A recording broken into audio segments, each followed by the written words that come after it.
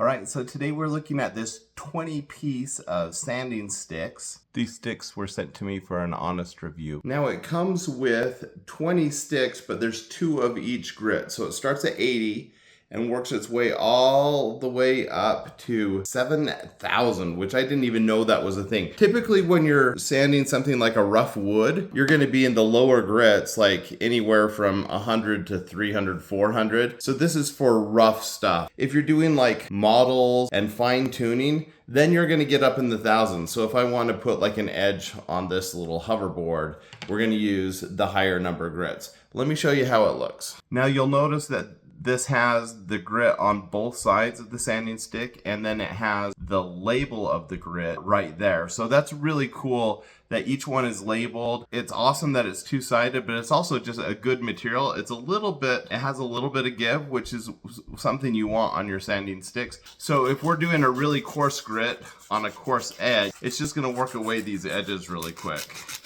And typically your sander or your sanding belt, you're gonna be on these low grit numbers just like this one. So you see how much it's picking up there, but it's just getting those rough edges down. Now, if I wanna smooth that out, I can take a mid number grit, like an 800, and that's gonna put kind of a fine edge on it so that it's gonna get rid of all the bumps and make it really, really smooth.